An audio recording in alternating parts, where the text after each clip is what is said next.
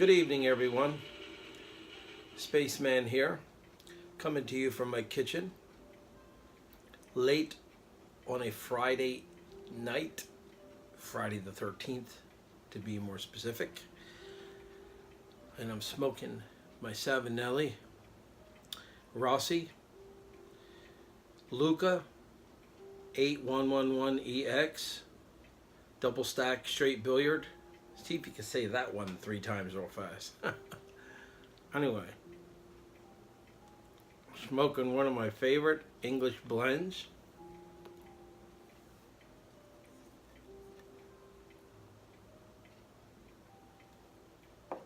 Dunhill Nightcap. Awesome blend. And a blend that I love to smoke after I've had a good meal, which I did. And I like to have a strong cup of coffee along with that. A strong cup of creamy coffee, that is. Yeah, I like cream in my coffee.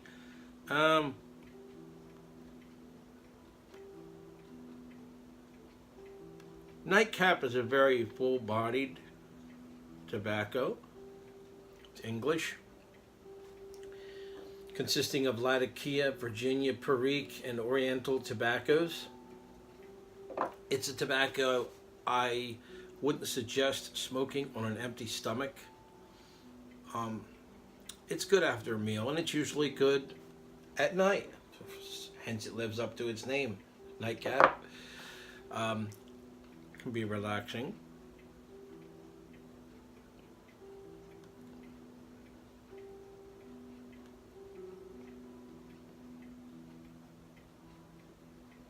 It's a little bit more striking, or I want to say stronger than Boswell's Northwoods, which I favor a lot.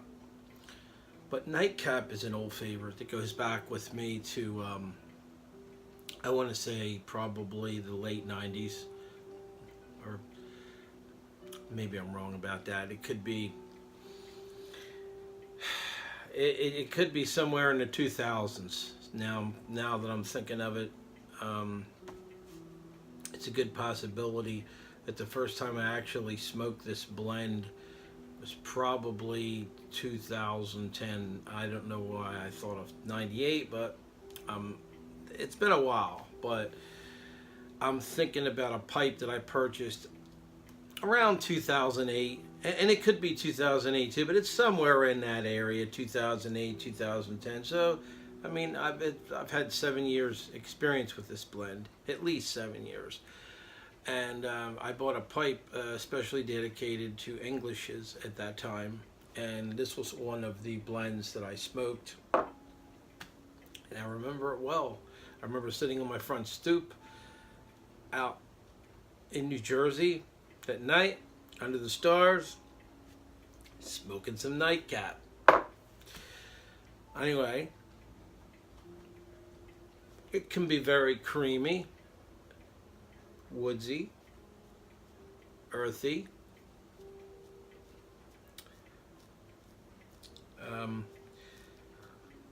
Not something that you'd probably want to smoke around a lot of anti-smokers or anti-tobacco, anybody that's in the room that really doesn't prefer to be around smoke.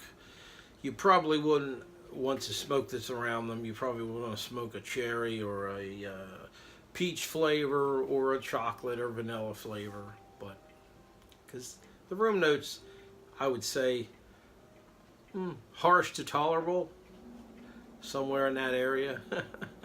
Maybe I'm going a little too far with that. But anyway, it's a very good tobacco, and very good English.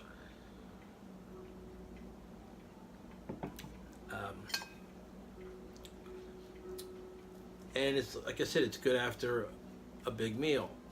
Well, that's what I had tonight, and I want to talk a little bit about that. I had an experience at Burger King, okay?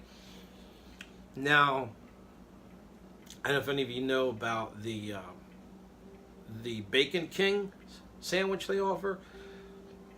But it was about 11 o'clock. I roll up to the drive-thru. Maybe it was 11:30, 11:30ish. Maybe it was going on 12. And I started. The guy comes on the speaker. Can I help you? Oh, by the way, there's something we have to tell you before you place your order. We are all out of cheese. I'm like, well, I want the Bacon King. You know, it comes with a double, 2/4 pound char grilled beef patties, bacon, cheese, onions, and they put ketchup and tomato, ketchup and mayonnaise and all that. I tell them to leave that off, but so there's no cheese. So I say to the guy, no cheese, huh? I said, so does that mean I get like a discount on this? You know, well, he says, oh no, we can't do that. I says, well, wait a minute here. I said, when I order a Whopper, you always charge me 50 cents to add cheese, do you not?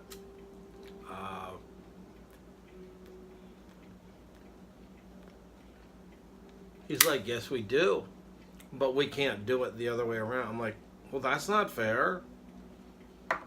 Hey, what are we running here now? You know what I'm saying? So,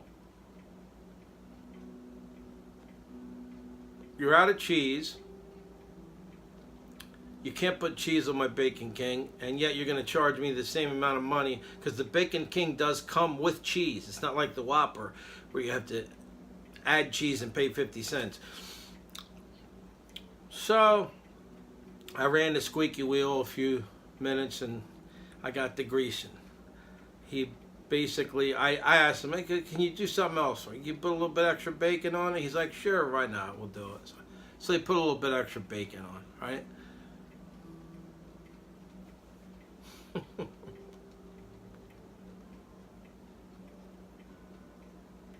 Don't you love drive-thrus anyway? Half the time you know you're probably going to get shorted something, you know, and you're going to get home and who's going to drive back? We all know the famous line that Joe Pesci recites in Lethal Weapon. I think it's 2 or 3. I'm not going to say it on camera or on YouTube. You get blank, blank, blank, blank, blankety blank at the drive-thru. They know you're going to be miles away when you find out you got blank, blank, blank, blank, blank, blank. They know you're not coming back. Who gets it? Me. What's his name on there? Getz? Somebody gets? Larry Getz? I forget his name. I'm not eating this tuna fish. I love that part of that movie.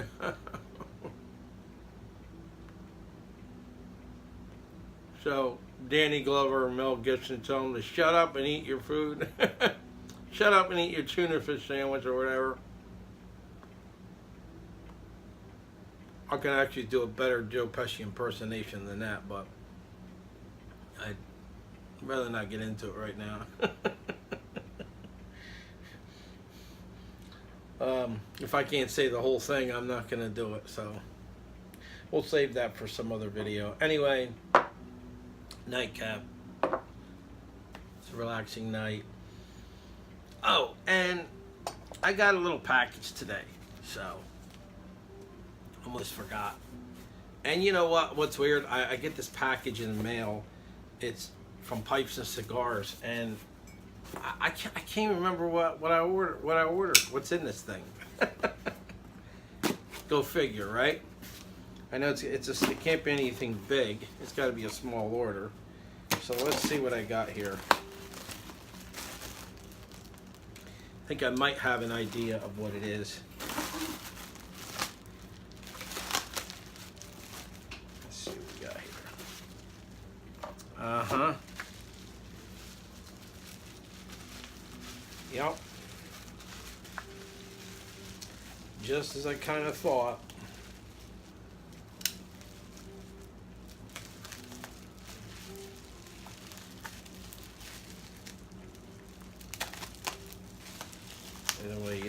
cut towards yourself when you're using one of these. Always cut to the side or cut away from yourself.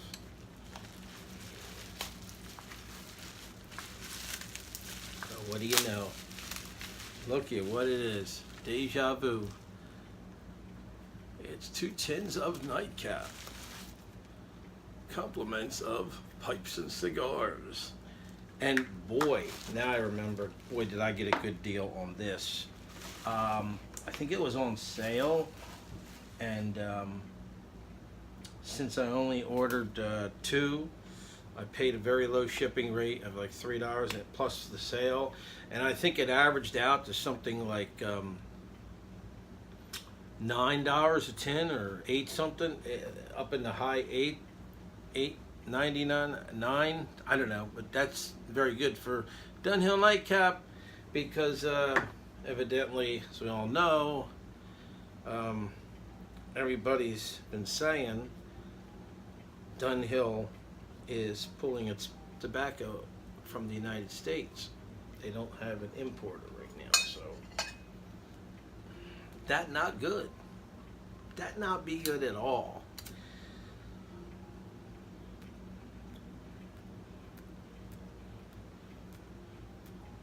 They must have a lot of stock on this tobacco, because I'm surprised it didn't already cause a shortage.